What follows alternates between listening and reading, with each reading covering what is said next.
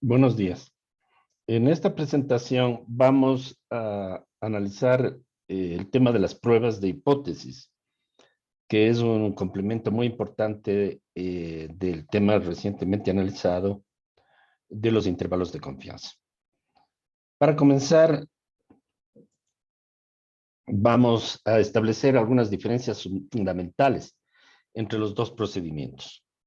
Los intervalos de confianza básicamente delimitan a partir de un valor mínimo y un valor máximo aceptables, un dominio en el cual pueden fluctuar los valores de un estimador, normalmente un estimador muestral, sea de la media o de la diferencia entre dos medios.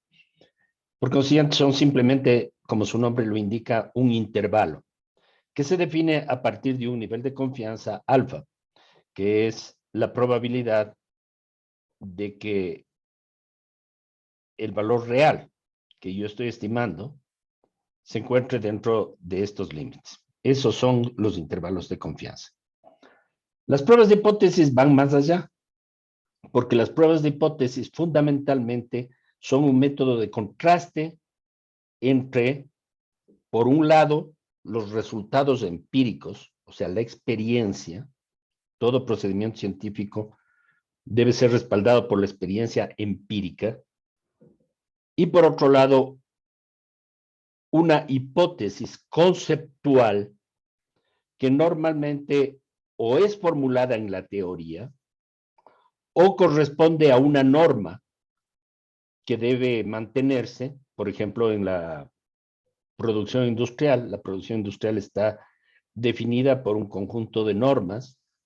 Si yo produzco un antibiótico, este antibiótico debe tener en cada una de las botellitas una concentración definida del principio activo en relación al solvente. Si yo produzco leche entera, debe tener una proporción de grasa definida, que normalmente es el 3%. Estos son ciertas normas que deben cumplirse. O cierta aspiración. Por ejemplo, si yo aplico una política al resultado final de este proyecto de aplicación, yo aspiro, por ejemplo, a que en determinada comunidad el ingreso familiar alcance, digamos, $600. Entonces, yo quiero contrastar mediante una prueba empírica si es que efectivamente, haciendo una evaluación final del proyecto, se alcanzó o no se alcanzó ese objetivo. Entonces, básicamente en las pruebas de hipótesis hay un contraste entre la experiencia empírica por un lado y la realidad por otro. Bien, vamos a avanzar un poco más. El primer paso fundamental para la formulación de una prueba de hipótesis es la definición, la adopción de un nivel de significación. Un nivel de significación no es nada particularmente nuevo. Es un nombre algo distinto de lo que ya hemos visto en los intervalos de confianza, del nivel de confianza. Pero el nivel de significación se define como uno menos el nivel de confianza. Si el nivel de confianza era un número que se aproximaba a la unidad, que era la probabilidad de que el valor real de mu se encuentre dentro del intervalo definido, el nivel de significación más bien me da la probabilidad de cometer un error en la prueba, y este error se define más en temas más avanzados como un error de tipo 1, que implica básicamente aceptar una hipótesis falsa. Entonces, como ustedes ven aquí claramente, el nivel de significación se define como 1 menos el nivel de confianza. Y esto es algo bastante importante que debe tomarse en cuenta. Aquí les he construido una tabla en la cual ustedes pueden observar en la primera columna los antiguos niveles de confianza con los que estábamos trabajando, que como hemos explicado varias veces son 0.90, 0.95, 0.99 o 0.999, y los correspondientes niveles de significación. ¿Cuál es la relación? Que al sumar el nivel de confianza más el nivel de significación siempre obtenga la unidad. Por ejemplo, si yo adopto un nivel de confianza de 0,90, mi nivel de significación será 0,10. El más común está resaltado. Si yo adopto un nivel de confianza, como en la mayoría de los trabajos de investigación científica, de 0,95, mi nivel de significación será 0,05. Para 0,99, 0,01 y así sucesivamente. Entonces, ahora vamos a trabajar, mientras para los intervalos de confianza usábamos niveles de confianza, ahora vamos a usar niveles de significación. Y el símbolo se va a mantener igual, alfa. En definitiva, es del otro lado de la misma medalla. El concepto es básicamente el mismo, pero ahora nos estamos preocupando en la probabilidad de equivocarnos, no en la probabilidad de acertar.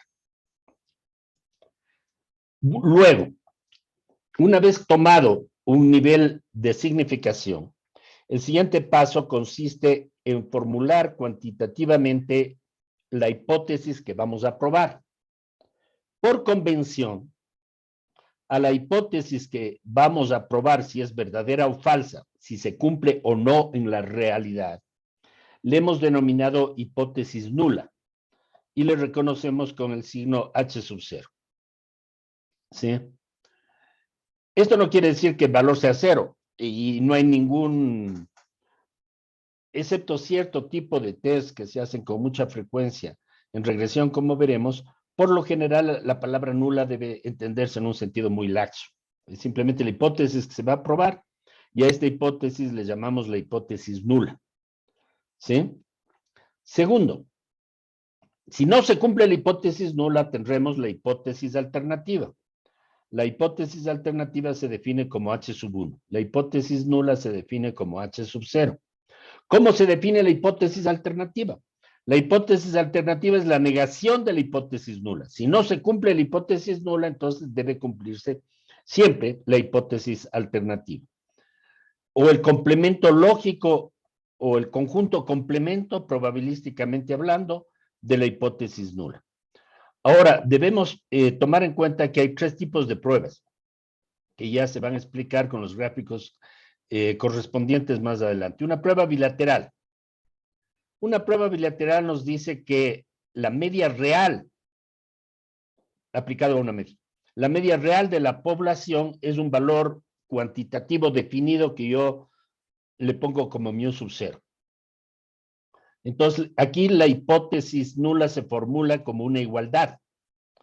¿Cuándo la igualdad no se cumple? Cuando hay una desigualdad. O sea, cuando la mu, la media real de la población, es diferente de mu sub 0. Esto se aplica, por ejemplo, en la industria farmacéutica, como les mencionaba. Si yo estoy embotellando el líquido para la inyección de un antibiótico, estas ampollas normalmente contienen agua destilada y un principio activo, que es el antibiótico. La concentración del antibiótico en la botellita, en la ampolla, debe tener, por ejemplo, para poner un ejemplo, debe tener exactamente 300 miligramos. No sé si es exacto porque yo no soy médico. ¿Sí? Entonces, si la botella tiene un valor igual a 300 miligramos de antibiótico activo o algo muy semejante dentro de un margen de error que vamos a estudiar de acuerdo con las muestras, aceptamos la hipótesis nula. Pero si tiene 200, ya no vale, porque simplemente los enfermos no se van a curar. Y si tiene 400, le estamos dando una sobredosis de la medicina y eso puede producir tal vez una intoxicación o efectos adversos. Esta es una prueba bilateral. Aquí tienen un gráfico sobre el que vamos a volver. Dividimos el área bajo la curva normal en una zona de aceptación y dos colas. Estas son las colas que forman la zona de rechazo, como vamos a ver más adelante. Este es el caso de una prueba bilateral. Pero también tenemos pruebas unilaterales. Por ejemplo, podemos tener la hipótesis nula de que una variable cualquiera sea siempre superior a un valor determinado. Les había puesto como ejemplo la leche pasteurizada. Si yo produzco leche entera y la vendo en el mercado, la leche entera debe tener al menos un 3% de grasa. Si yo estoy vendiendo con la etiqueta de leche entera una leche que ha sido descremada, estoy engañando al mercado, estoy vendiendo un producto defectuoso, ¿sí? Por consiguiente, si yo hago, digamos, si yo trabajo para el municipio de Quito y hago un control de calidad de la leche que las empresas privadas, las pasteurizadoras venden en el mercado, yo puedo comprobar que efectivamente cumplan con la norma de que con la etiqueta leche entera se venda leche con un 3% de grasa como mínimo. Entonces siempre va a haber un mínimo, no importa que la leche tenga más de 3%, puede tener 3, 4 mejor, pero lo que no puedes tener por debajo de lo que dice la etiqueta o la norma. Y hay otro tipo de pruebas que sería una prueba al revés, unilateral, pero derecha. Esta sería la zona de rechazo. ¿Cuándo se produce esto? Es el caso típico de la contaminación. Por ejemplo, yo digo, para fines del siglo XXI, la concentración máxima de CO2 en la atmósfera a nivel mundial debe tener las 350 partes por millón. ¿Sí? Si yo quisiera que en un país determinado se cumpla en la actualidad esa concentración, entonces yo puedo hacer una prueba y no importa que sea menos que eso, puede bajar a 280, a 300, 320, pero no puede exceder los 350 partes por millón, porque en ese caso, como hemos mencionado, los efectos del cambio climático serían devastadores. Entonces, básicamente, con este ejemplo se puede ver que tenemos tres tipos de pruebas. La prueba bilateral, donde la hipótesis nula se formula mediante una igualdad, μ igual a μ sub 0, un valor determinado.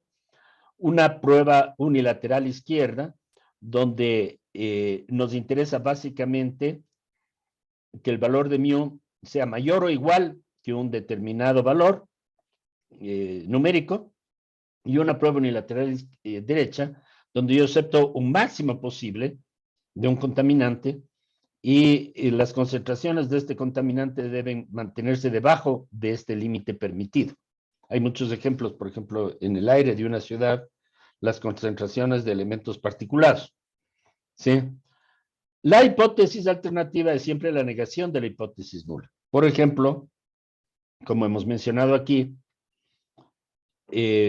si μ es igual a μ sub 0, la negación sería μ diferente de μ sub 0. Si μ es igual o mayor que μ sub 0, la diferencia sería que sea estrictamente menor. Si μ es menor o igual a μ sub 0, el complemento sería la hipótesis alternativa, que sería estrictamente mayor. Bien, estos son entonces los casos que estamos estudiando, que nos representan las distintas tipos de pruebas que se pueden emplear. Vamos a continuar. Un punto importante que vale la pena mencionar: siempre la hipótesis nula tiene una igualdad. Aquí es simplemente una igualdad. Aquí dice mayor o igual, aquí tiene menor o igual. Mientras que la hipótesis alternativa nunca tiene la igualdad. La hipótesis alternativa dice desigual, por consiguiente no puede ser igual, estrictamente menor o estrictamente mayor. Esto es importante porque el límite siempre está en la hipótesis nula. Esta es la diferencia entre la hipótesis nula y las hipótesis alternativas.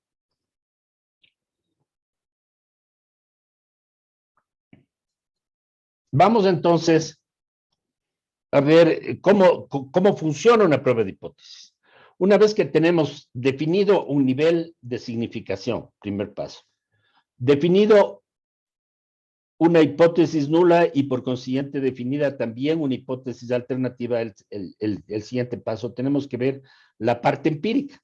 La parte empírica proviene de una muestra. ¿Qué debe tener normalmente esa muestra? Debe tener un tamaño n. Esto es muy importante por todo lo que hemos analizado sobre el n. En definitiva determina qué tan buena sea la muestra. es el elemento fundamental para predecir el margen de error. Debe tener una media X, media que esta es la media medida empíricamente, que se va a contrastar con la media teórica, que para la prueba de hipótesis le hemos denominado mu con la letra griega, porque proviene de la teoría, y una desviación estándar medida de la muestra que le llamamos DESI. ¿Sí? Bueno, el método para resolverlo vamos a explicar más adelante, pero los resultados de la prueba de hipótesis básicamente pueden ser dos. O se acepta la hipótesis nula, rechazando la hipótesis alternativa. Ejemplo, si el municipio periódicamente controla la calidad de la leche entera en los supermercados de la ciudad, se puede dar un certificado de que se está cumpliendo la norma cada uno de los fabricantes de leche pasteurizada, si es que en la muestra que realiza periódicamente el municipio se acepta que la leche cumple con la norma. ¿Sí? Este sería el caso en que se acepte la hipótesis nula. Lo mismo ocurre con la calidad del aire en Quito. Si es que el municipio decide que la concentración de elementos particulados que son cancerígenos en el aire en varios puntos de la ciudad considerados estratégicos está por debajo de la norma internacional, entonces la calidad del aire es aceptable. Si se encuentra en las pruebas empíricas que esta concentración es mayor, entonces el municipio debería tomar medidas, por ejemplo, reducir la circulación de vehículos, controlar la calidad de la emisión de elementos particulados, sobre todo los motores diésel, que son básicamente los buses, en el caso de Quito, etc. La prueba de hipótesis normalmente se utiliza mucho como base para la toma de decisiones. ¿Cuáles pueden ser estas decisiones? En el primer ejemplo, por ejemplo, multar o cancelar o prohibir la venta de una marca de leche que no cumple con la norma. En el segundo caso, por ejemplo, reducir la circulación de vehículos hasta que se alcance las concentraciones de elementos particulados internacionalmente aceptables. Bueno, estamos poniendo ejemplos teóricos porque el municipio de Quito normalmente no hace esas cosas, pero debería ser. Bien, entonces, ahora sí vamos a partir de un ejemplo concreto y vamos a tratar de entender mucho más detenidamente lo que estamos analizando a partir de una aplicación. Entonces, les voy a explicar el ejemplo. Volviendo al caso del municipio. El municipio debe establecer lo que se llama señales horizontales en las calles y avenidas de la ciudad, que significa simplemente pinturas, que se usa normalmente pintura blanca, amarilla o de colores, puestas en el pavimento con señales de tránsito, como los pasos cebra o lo que sea. ¿Sí? Bien, el problema es que cuando se repavimenta la ciudad desaparece la pintura y cuando se desgasta la pintura por el tráfico hay que repintar. Pero la pintura normal no es aplicable porque simplemente se demora mucho en secarse. Entonces se debe utilizar una pintura rápida. Una pintura rápida se seca en pocos minutos. Supongamos que el municipio ha decidido comprar a un proveedor determinado muchos miles de galones de pintura rápida para establecer las señales en las calles. Bien, la norma que quiere el municipio aplicar dice que la pintura rápida debe tener un tiempo de secado no mayor de 20 minutos. El tiempo de secado que lo hemos denominado aquí, hay un pequeño error, le hemos denominado como T mayúscula, el promedio en definitiva del tiempo de secado de los galones que vamos a comprar, de los tarros que vamos a comprar de pintura rápida, debe tener un valor igual o menor que 20 minutos. Esta es la hipótesis que vamos a probar. Si el tiempo de secado es menor que 20 minutos, mucho mejor para el proveedor y mucho mejor para el municipio. Es decir, las cuadrillas van a operar de tal manera que se cierre el tránsito por 20 minutos.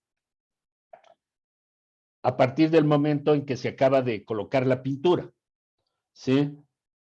Si el tiempo es 15, mucho mejor para todos, porque el rato que se abre el tránsito ya van a circular. Pero ¿qué pasa si el tiempo es 25 o 30? Que se abre la circulación y simplemente se daña la pintura, ¿sí? Porque está fresca. Entonces, la hipótesis nula es que el tiempo de secado es menor o igual que 20 minutos.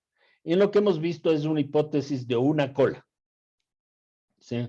Es una hipótesis unilateral derecha, como van a ver un poquito más adelante en el gráfico. Entonces, hipótesis nula, tiempo de secado menor o igual que 20 minutos.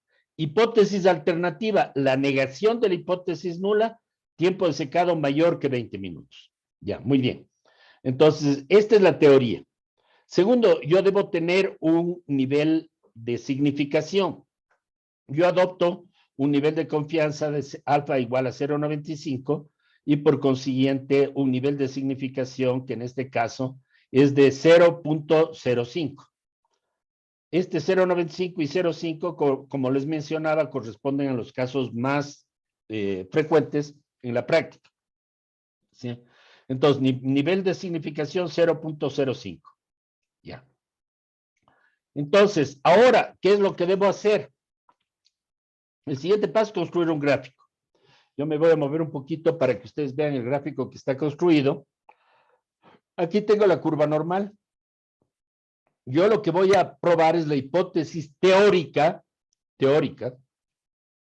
de que el tiempo de secado es 20 minutos. En el eje de las X, yo tengo el tiempo de secado.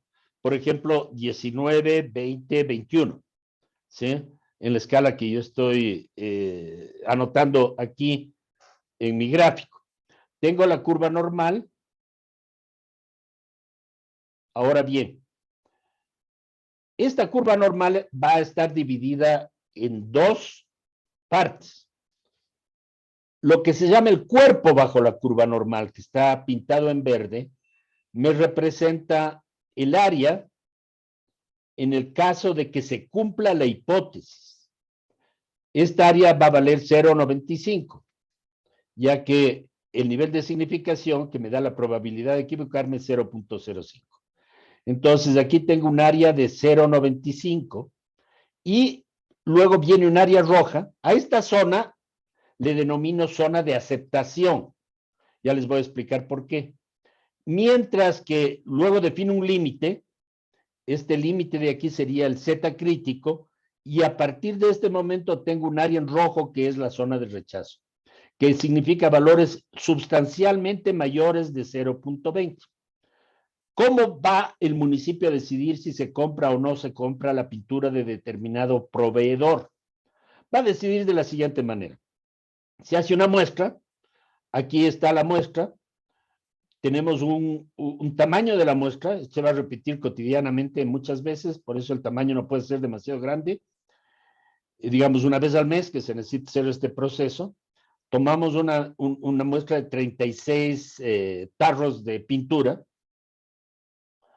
se los utiliza, se los lleva al laboratorio, se mide el tiempo de secado, se calcula el tiempo promedio de la muestra. En este caso, el tiempo promedio de la muestra me ha dado más de 20 minutos, 20.75 minutos. Entonces, a primera vista yo puedo decir, no debo comprar este embarque, no debe utilizarse esta pintura porque el tiempo de secado no es de 20 minutos, sino casi de 21. ¿Sí? Pero esta diferencia entre 20.75 minutos, que es la realidad, llamémosle así, y la norma, que es 20 minutos, puede deberse a dos razones. La primera de ellas sería que sea un error de muestreo, que efectivamente la media sea 20 minutos y que este 0.75, que es lo que nos está molestando, sea el resultado de que, como la muestra es pequeña, es una muestra de 36, hay un error de muestreo y está justificado por el error de muestreo. Pero puede haber una segunda causa, que es la que nos preocupa realmente, y es que el fabricante está fabricando mala pintura, de tal manera que el tiempo de secado excede los 20 minutos. Puede ser 21 minutos, 20.75, lo que sea, y por consiguiente no debo comprar la pintura. ¿Sí? Entonces, por eso es que aquí yo tengo el límite, 20 minutos, hay un espacio en verde. Este espacio en verde es el que, de acuerdo con el tamaño de la muestra, puede permitirse que aumente ligeramente por encima del límite de 20 el área de aceptación hasta que yo tengo un límite. Y el límite es que solamente, en este caso, por eso se llama nivel de significación, 5%, que solamente en el 5% de las muestras yo tendría muestras que vayan más allá. Por consiguiente, la probabilidad de que se cumpla la hipótesis nula va a ser igual o menor del 5%, que ese es lo que se llama un nivel de significación. Y vamos a rechazar todos los pedidos que tengan algo más de este límite. Entonces, ahora, ¿qué es lo que debo hacer? Yo tengo que ir, como estoy usando la curva normal. ¿Por qué estoy usando la curva normal? Porque la muestra es de 36, que es mayor que 30. Entonces, uso la curva normal, pero ahora debo buscar algo que no he buscado antes en la curva normal. Porque antes yo siempre tenía dos colas con los intervalos de confianza, un valor mínimo y un valor máximo. Ahora tengo una sola cola, porque como les mencionaba, si es que el tiempo de pintura es menor, el tiempo de secado es menor, no hay ningún problema. Entonces yo debo buscar el área bajo la curva normal que me dé 0.95 y esto es bien sencillo. Hasta 0, que es la mitad de la curva normal, tenemos 0.5, porque la curva normal es simétrica. Entonces yo debo buscar en las tablas lo que me dé este pedacito de aquí, que es 0.45. Buscando en las tablas, esto ya hemos hecho y por lo tanto no lo vamos a repetir en esta ocasión, yo obtengo un valor de Z, que le llamo Z crítico, de 1.645. Este valor de Z de 1.645 me da el límite, la frontera entre la zona de aceptación y la zona de rechazo. Luego yo tomo la encuesta. En este caso no es una encuesta, digamos, la muestra de laboratorio. ¿Sí? Y calculo también un valor de Z utilizando la fórmula que se ve acá. Z, recuerden que ya habíamos visto, esta fórmula la vimos en las clases anteriores. Si yo de una distribución cualquiera que tenga una media mu y una desviación estándar sigma, quiero pasar a puntaje Z, debo utilizar la fórmula X menos mu sobre sigma. Aplicando a este caso, ¿qué sería? Voy a tomar la media de la muestra, 20.75, menos la media de la teoría, de la hipótesis nula, 20. 20.75 menos 20, esto está en el denominador, que sería X menos mu, dividido para el error estándar de la muestra. Y el error estándar de la muestra es la desviación estándar de la población, en este caso 2.4, dividida para la raíz cuadrada del tamaño de la muestra, que es raíz de 36. Resolviendo esto, 20.75 menos 20, dividido para 2.4 sobre 6, que es raíz de 36, me da Z igual 1.875. Pero Z crítico, que era la frontera, es 1. Que está por acá, 1.645. Entonces, si la frontera está en 1.645 y el valor de mi encuesta o de mi muestra queda más allá de la frontera, está en la zona de rechazo. Por consiguiente, yo asumo que la probabilidad de que se cumpla la norma dado los resultados de esta muestra es menor del 5%, que es mi nivel de significación, yo rechazo la hipótesis nula, aceptando la hipótesis alternativa. ¿Cuál es la hipótesis alternativa? Que la pintura no vale. ¿Por qué no vale? Porque tiene un tiempo de secado mayor de 20 minutos. Por consiguiente, el municipio no debe comprar este embarque o no debe comprar a este proveedor. Esta es la decisión que debe tomarse en este ejemplo. ¿Sí? En resumen, yo primero tomo un nivel de significación que me da la probabilidad, en definitiva, de tomar una decisión equivocada, que debe ser cercano a 0. En este caso estamos trabajando con un nivel de confianza del 95% y un nivel de significación del 5%. Segundo, una vez tomado el nivel de significación, yo defino esto es lo más importante, defino la hipótesis nula. Como el tiempo de secado es un atributo que es bueno cuando sea pequeño, yo pongo un nivel de tolerancia, la norma que le estoy pidiendo al fabricante, que el tiempo de secado sea menor o igual que 20 minutos. Yo dejaré de comprarle si tengo alguna evidencia más o menos contundente de que el tiempo de secado sea mayor que 20 minutos. Tercero, yo hago una muestra, defino el tamaño de la muestra, 36, saco de la muestra el promedio de tiempo de secado, Luego de ver 36 tarros, yo encuentro que 20-75 minutos del tiempo promedio de secado de estas muestras. Tomo la desviación estándar entre los distintos tarros, 2.4 minutos. A partir de esto, yo defino dos cosas. Por un lado, yo necesito saber cuál es el límite entre la zona de aceptación que está en verde y la zona de rechazo que está en rojo. Este límite se llama Z crítico.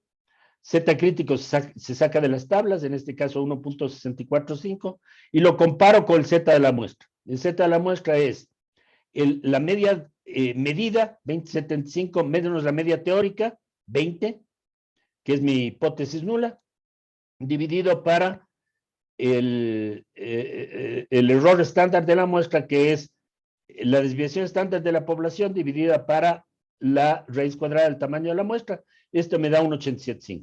1.875 es mayor que 1.64. Por consiguiente, queda en la zona de rechazo. La conclusión de este estudio me indica que yo no debo comprar a este proveedor por parte del municipio. Bien, aquí simplemente yo les he traído algunos gráficos que he elaborado para que ustedes puedan ver claramente los tres tipos de pruebas de hipótesis. Esto ya le habíamos visto. Primero, la prueba bilateral. Ya les había dicho, se puede aplicar, por ejemplo, en la industria farmacéutica, porque el control de calidad de la industria farmacéutica me indica que las concentraciones de los principios activos, sean antibióticos o cualquier otra medicina, deben estar dentro de un rango. Si yo debo tener 300 miligramos de un antibiótico en una pastilla, no puede tener ni 400 ni 200, porque en ambos casos afecta al paciente. Debo estar dentro de un límite de tolerancia. Por ejemplo, a lo mejor 299 está bien, pero si yo me bajo a 250 ya está mal. Entonces hay un límite de tolerancia, hay una frontera, la frontera es la Z crítico, y hay dos colas. Las colas son las zonas de rechazo y la parte verde me indica la zona de aceptación. Si mi muestra cae dentro de la zona de aceptación, acepto la hipótesis. Si mi muestra cae en la zona de rechazo, rechazo la hipótesis. Lo mismo pasa con la hipótesis unilateral izquierda, ¿sí? Ya habíamos puesto el ejemplo que les mencioné de la leche entera, que debe tener un mínimo de grasa. Si le están descremando a la leche y baja esto y venden leche descremada como leche entera, voy a encontrar un fraude. El otro es generalmente vinculado a fenómenos de contaminación, los niveles de partículas sólidas o de ozono en la atmósfera troposférico o de CO2 o CH4 o óxidos de nitrógeno deben estar por debajo de la norma. Si exceden la norma, entonces se trata de una emergencia, debemos declarar la emergencia y tomar medidas para controlar. Bien, ¿cómo se procesa la prueba? Ya hemos visto en el ejemplo, aquí está detallado. Primero, a partir de un nivel de significación alfa y con las tablas de la distribución normal, se puede usar la distribución T si la muestra es menor que 30. Debe seleccionar un valor crítico Z crítico, definido como el límite entre las zonas de aceptación y de rechazo. ¿Sí?